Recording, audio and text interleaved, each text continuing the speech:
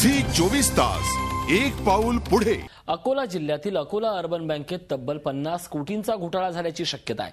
कर्जापोटी तारण ठेवलेली मालमत्ता परस्पर विकून बँकेचे अकोल्यातल्या कोठारी बंधूंनी कोट्यावधींचं नुकसान केलंय।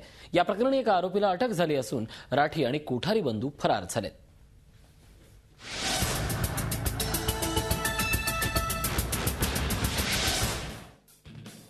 अकोला अर्बन बँक अकोल्यासह विदर्भातली एक नामांकित मल्टी शेड्यूल बँक मात्र सध्या बँक कामासाठी नाही तर घोटाळ्यांसाठी गाजते।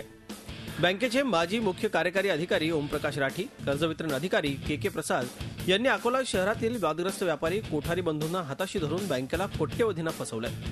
कोठारी बंधूंनी तब्बल 8 बोगस फर्म्सच्या नावानं अकोला अर्बन बँकेकडून जवळपास 18 कोटींचं कर्ज उचललं होतं। त्यांनी घेतलेलं कर्ज तर फेडलं नाहीच, उलट त्यांनी बँकेतल्या भ्रष्ट अधिकाऱ्यांना हाताशी धरून तारण असलेली मालमत्ताही परस्पर विकून टाकली आहे। सध्या अकोला अर्बन बँकेचं कोर बँकिंगचं काम सुरू असल्यानं हा गैरप्रकार उघडकीला आलाय। उघडकीला आलेल्या एका कर्ज प्रकरणात बँकेला तब्बल 4.25 कोटींचा फटका बसलाय। हा सर्व व्यवहार 98 ते 2002च्या दरम्यान झालाय।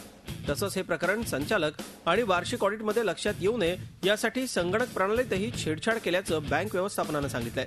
या प्रकरणी 7 जणांवर गुन्हे दाखल करण्यात आले तर एकाला अटक करण्यात आली आहे। मेन ब्रांच ही आपली सगळ्यात मोठी ब्रांच आहे। तिथलं डेटा प्रॉपरली प्युरिफाय करून मग मायग्रेट करावा या दृष्टीने आम्ही एक बाहेरचे ऑडिटर अपॉइंट केले होते, Mrs PG Joshi and company.